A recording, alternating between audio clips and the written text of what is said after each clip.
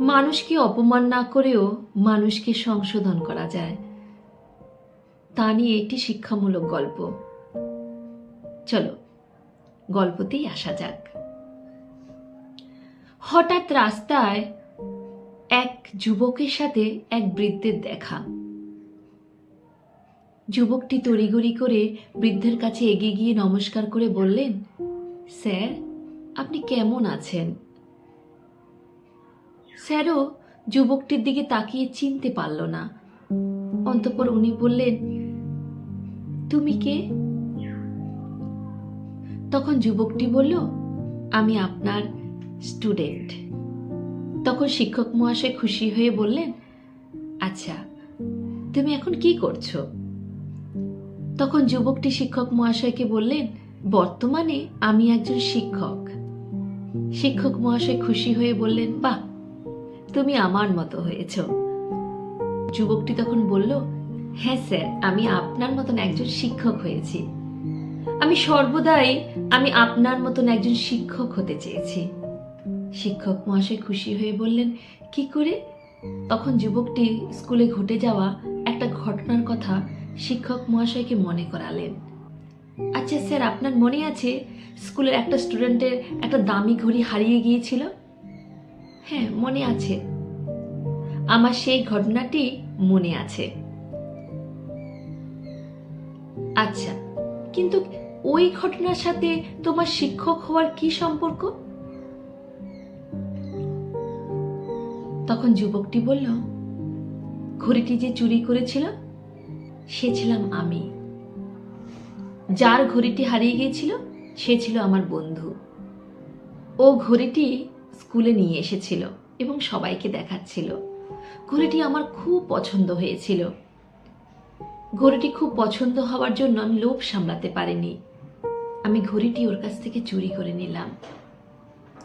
কিছুক্ষণ পরেই বন্ধুটি যখন ঘড়িটি খুঁজে পাচ্ছিল না, তখন আপনাদের কাছে গিয়ে অভিযোগ করল।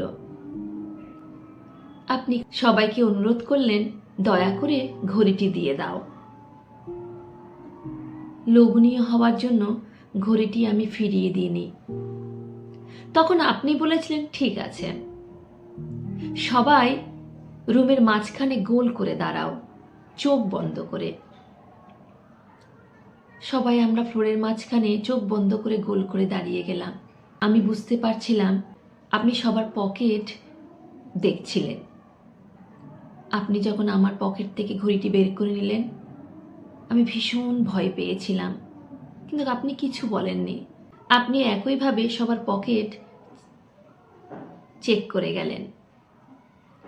অবশেষে আপনি সবাইকে বললেন, ঘড়িটি পাওয়া গেছে।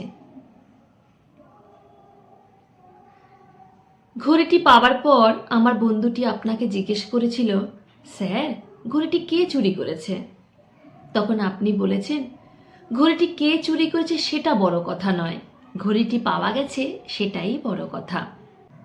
সেই ঘটনার পর পরবর্তীকালে কখনো আপনি সেই ব্যাপার নিয়ে আপনি আমার সাথে কোনো কথা বলেননি।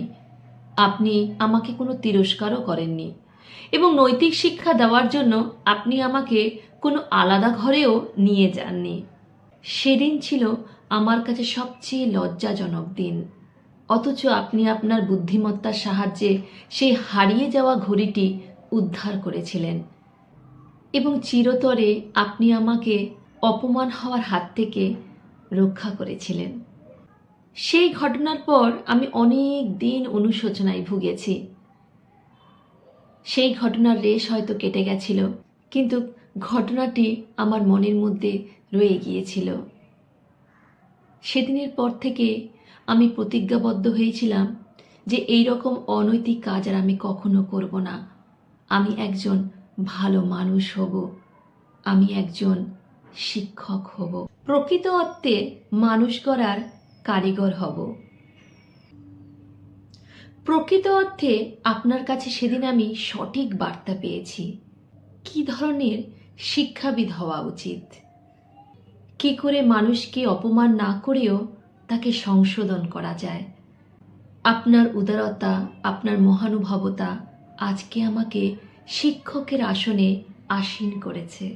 সাবেক ছাত্রের কথাগুলো শুনে শিক্ষক মহাশয় বললেন, হ্যাঁ, আমার সব ঘটনা মনে আছে।